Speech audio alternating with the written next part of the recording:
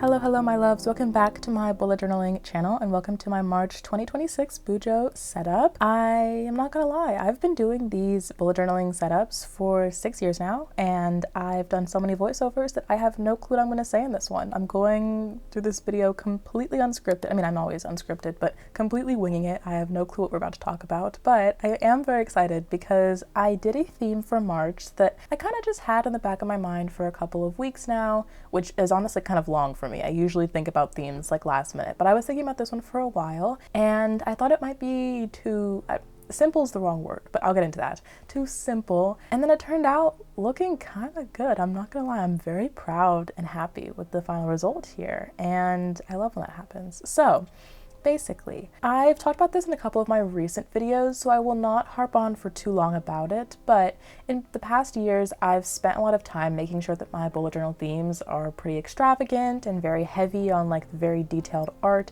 Usually that means doing something with alcohol markers. And if you've seen the thumbnail of this video, you know that the final result in today's spread is not by any means minimal or like not detailed, but whenever I get a chance to go back to using like water-based markers, which is what I started bullet journaling with like 6 years ago, and I get to just like doodle in my journal and not have to worry about really intense parts of the artwork that stress me out because I know that I can only do it once on camera, and if it doesn't look good, it's kind of ruined, you know? So when I get a chance to do something, again, not simple, but something that doesn't make me a little nervous to draw, or something that doesn't use a lot of, you know, crazy techniques or more difficult art supplies like alcohol markers on a separate sheet of paper, I feel like I'm honestly winning. I get a little treat, you know? And that's kind of why so far in 2026, I honestly haven't touched an alcohol marker towards my journal. I've been doing only designs I can draw directly into the spread, and I've been enjoying it, and knock on wood, but we may be doing this for the foreseeable future, which some of you may be very happy about if you've been watching me do alcohol marker art for the past like 2 years now when you're kind of sick of it, and maybe you don't have alcohol markers and you want to do something with water-based markers. Well, I am in my water-based era right now, and I'm not sure how long that's gonna last per se, but for now we're there, okay? So basically, you can see it. You can see what I'm drawing, but the plan for my cover page here is just a bunch of bright yellow flowers. I was like, I want for March, number one, I want the color palette to be yellow, because often when I'm making bullet journaling spreads or I'm designing my themes, the color palette comes to me before the actual design comes to me, and that often is a factor of I don't want the colors to be similar to the month prior. So in January, I used like grays and periwinkles. Last month was bright pink and a little bit of maroon. And so this month I wanted to do something yellowy and a little bit of green, but mostly just very, very bright, happy, sunshiny yellow to kind of indicate spring is coming in March. As of right now in Texas, spring is already here. Girl, it's February 26th right now, and it was literally 80 degrees outside today. So spring is basically here. But yeah, I just wanted to be like a happy, joyful, bright spread. And so I was looking on Pinterest for, you know, bright yellow things, and I was like, I should do something with flowers, you know, let's just do like a big bouquet of flowers on the cover page. Then I was thinking to myself, maybe that's too simple. I mean, the end result does have, you know, it's a pretty detailed drawing, but the concept is simple, right? It's just flowers. There's nothing else to it. And I was like, how do I make this more complicated? How do I make this more, I don't want to say impressive, but you know, something worthy of like a YouTube video. But then I had to catch myself and I was like, girl, number one, anything that anyone draws could be worthy of a YouTube video. It's YouTube. Like, you know, we have so much fun over here. It's nothing too stressful. Literally anyone can make any art video and that's fantastic. But on the other hand, it's like, if it's something in your journal that you want to make and you think it's going to be really cool, then like why force yourself to do something quote more complicated? Now I do apologize, I lost footage in today's video again, and by again I mean it happened in February as well. At this point, and maybe it's a tradition that I just have to lose footage in every single video, but I know that I really skipped through the art process of drawing the flower petals. In the next spread, I will give you more like a detailed rundown of how I actually drew them, so you'll get that in just a minute. But like I was saying, I had to convince myself that just doing flowers was not like, you know, too simple. It was perfectly fine. And I'm very, very happy I made that decision because I mean, I think that it looks pretty good. I'm not gonna lie, I think it looks pretty good. I had a little trouble with the leaves. For some reason, leaves and I never get along because I feel like they're always so boring in comparison to the flowers themselves that I'm like, you just shouldn't be here at all because you're distracting from the best part of the spread, which is the flowers. But after looking at this, I was like, I think we need to ground this spread a little more. The yellow is great, there are shadows, there's shading, but we need a little bit more contrast, a little bit more depth. And so the darker green kind of adds that to the picture. And then also I'm going to be adding a couple more shadows in later, and we'll get to that. But the title, March, as you can see, is done in negative space here, which means that I didn't actually draw the title or write out the word, March.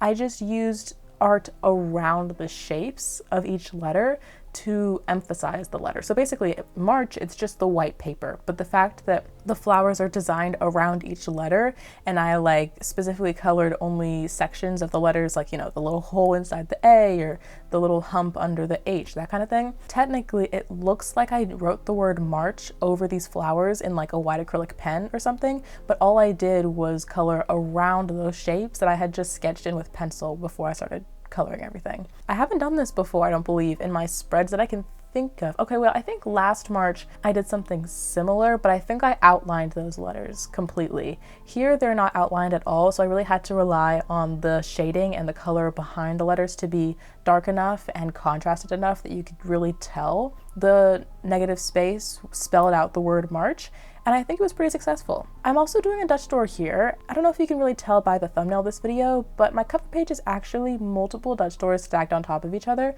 this one being the first. So what I did was I had my drawing, on the left side of the spread and then partially on the right side of the spread, but I left the other half of that page blank on purpose because I knew that I was going to be cutting that out. So I first took a pair of scissors, but then I decided it wasn't exact enough, so exact, because I used an X-Acto knife to actually get in there and cut around the shape, which I think was a little bit easier. It's not the smoothest cut ever, but it did get closer to the flower petals, which is what I wanted. And then when you flip that page over, we now have a second spread behind it. And this is where I'm going to be doing my calendar page. Now, spoiler, there's going to be another Dutch door. So this spread is also only partial. It's not a full complete spread because I cut the edge of that one as well. And then this third spread behind it is going to be my monthly overview spread, which is something that I've been doing for the past couple of months now, where I have my goals planning for the month of March and then also a place for me to track my reading. Very quickly, I'll just go over this. So basically, at the beginning of the year, as I do every year, I set goals for myself, but I'm very big on it's much more easier to take things in smaller chunks than to look at something and try to just complete it all at once. And so I've been trying to force myself to stick to these monthly goals and monthly accomplishments, where I will write down 2 or 3 bullet points directly from my 2026 goals page, and I really have the goal to accomplish them in that month. So by the time that the month is over, and by the time all the months in the year are over, hypothetically I would have completed most, if not all, of my goals for 2026. So let's cross our fingers with that. I always do the goals box on top, and then the box below it is an end of the month check-in to see how well I did. And on the left, it's just basically a brain dump page where I can list all the books that I read this month.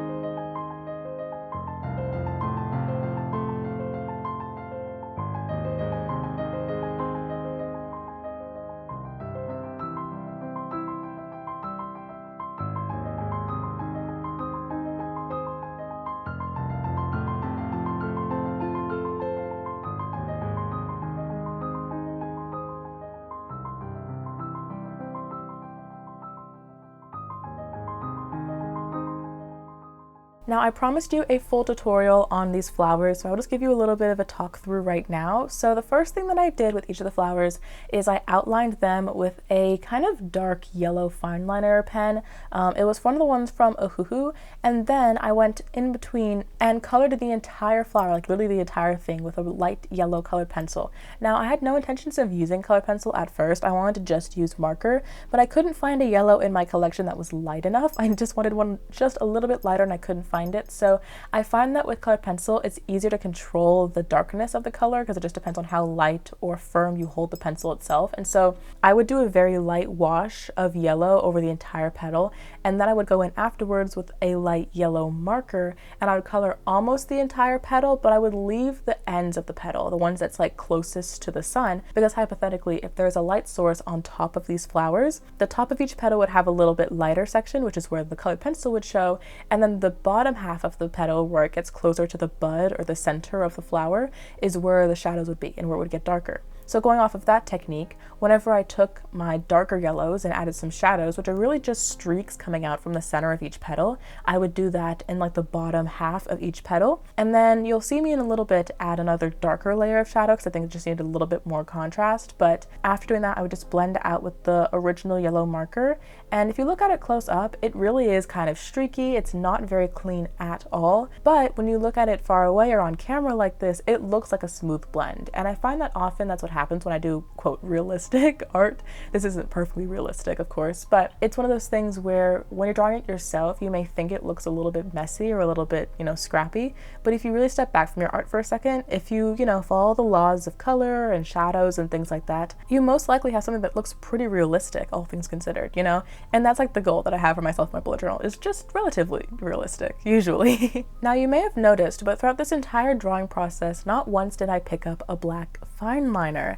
And I find that this happens sometimes with me. Usually whenever I'm doing art, I like to just do a black outline, a fine liner over everything, and then I'll erase the pencil and then I will go in and add all my colors, just like a basic place to start out with your art. Well, sometimes when I'm feeling like I want a spread that is very light in color, that doesn't have as much dark contrast, I find that if I had outlined everything in a black pen, it would have looked too heavy, it would have looked too stark, and I want it to look a little bit more natural than that. So my goal was to just avoid a black pen in this entire video. I didn't want anything to be outlined in black, not even the calendar boxes or the boxes of the goals page, anything like that. So the entire time what I did was I either used my dark yellow fine liner that I had used for outlining the flowers originally, or I'll use the fine tip of my markers, and I'll do that for things like the outline of the calendar or the outline of the reading tracker, everything like that. I think the darkest that I went was I had this dark gold water-based marker that had a fine liner tip on it, and that's what I used for writing out the numbers in the calendar or the subheaders in my goals page. I also used it to add these little like circle elements.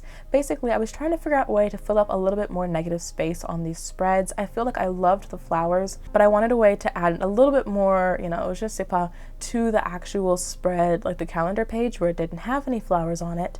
And I was like, maybe I should draw a miniature flower, or maybe I should draw another leaf. But as we all know, leaves are the bane of my existence, and the miniature flower seemed stupid because there's just so many flowers on the spread already that you can see from the other sides. So I decided to just take a little bit of washi tape and trace around the edges of those and draw these little circles all over the spread. So I have some fully filled in circles with, yellow and dark yellow. I have some open circles that are just more like a dark gold ring, things like that. It was completely random with the color choices and the placement, but it just helps fill in the white space a little more, just something small, something easy to add a little bit more interest. And I added this to not only the calendar page, but also the cover page and then the goals planning page. Here you're also seeing me add a little bit more extra shadow to the petals. I took that dark gold color that I mentioned and I just added a couple little streaks in the very, very deep crevices in between the petals. I think this brings my artwork to another level. I'm not gonna lie, like this just brought everything to life for me. The petals looked good before, but just this little bit extra contrast. Still not as dark as something black, but just a little bit more warmth, a little bit more shadow, made them look like 4 times more 3D than they did originally. So I'm really happy with that, and I'm glad that I took the risk with that last minute decision.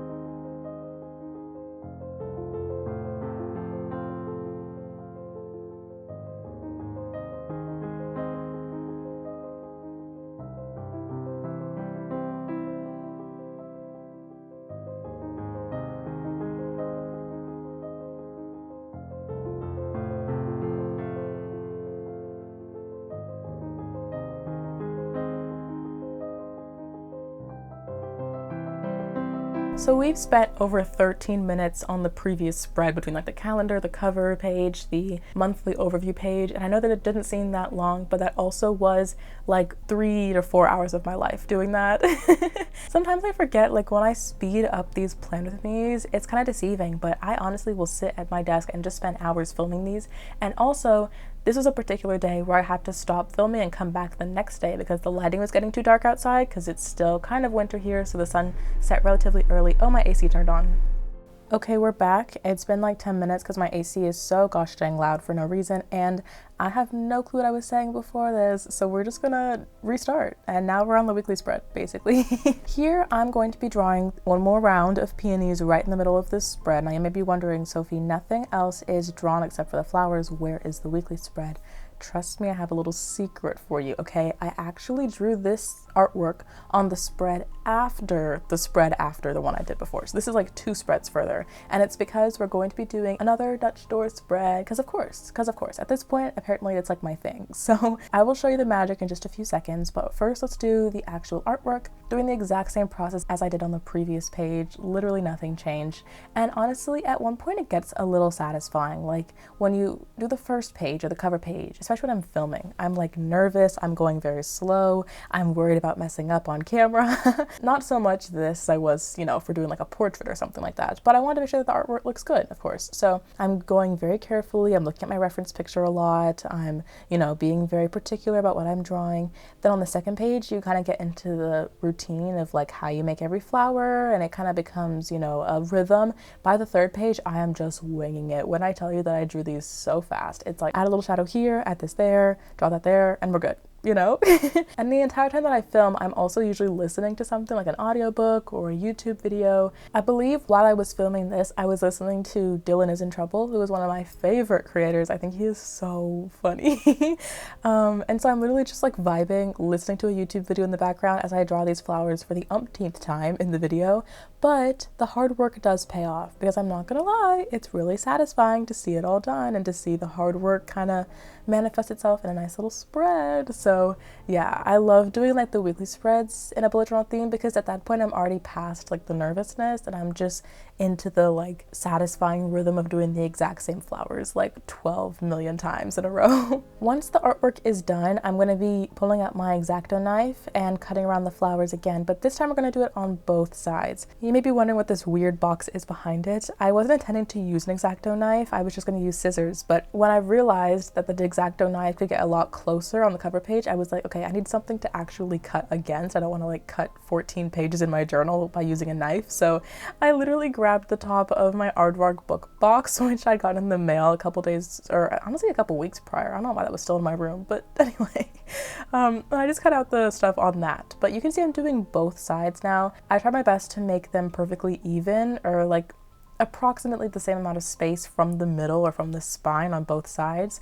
I think the flower at the very top left is a little bit too big, or it goes out a little further, and I think I cut too close on the bottom left, but overall it looks relatively the same size on both ends. And this is going to be like a little bit of a flip book in the middle of the weekly spread, okay? So when I pull my pages back, you can see how we're gonna make the weekly spread, because this is just like a little bit of decoration that sits on top of the spread itself. When I fold over the pages, I'm gonna be doing a weekly spread on both sides here, and they're gonna be relatively, you know, minimal at this point. In the setup, I was like, I've been filming for hours, I don't wanna put too much work into this, and I'm also kind of leaning into the whole, like, I want this to be brightly colored, but not super dense, and so I did a very minimal weekly spread layout where I literally just did a T-chart and had 4 different columns, 2 different rows, and so I have every day of the week and then a space for a little notes section, or this could also translate to academic planning. Oh my gosh, this is literally the second month in a row that I've intended to do that and not done it.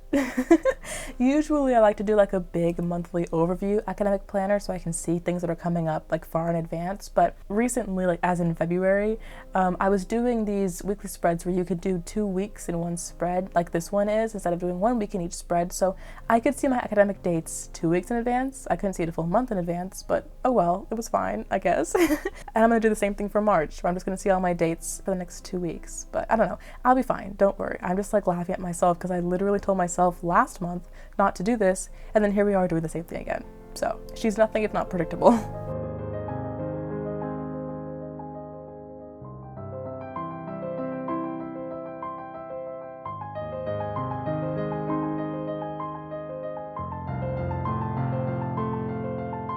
All things considered, the weekly spread took me no time at all. So with that being said, our video is done and it's time for the flip through. I think when you look at this first spread, the Dutch doors, the color, the brightness, you literally can think of nothing except for spring. So I hope that this setup is very joyful and happy. I hope that you guys like it, get some good inspiration from it. As always, subscribe if you want to see more bullet journaling content from me.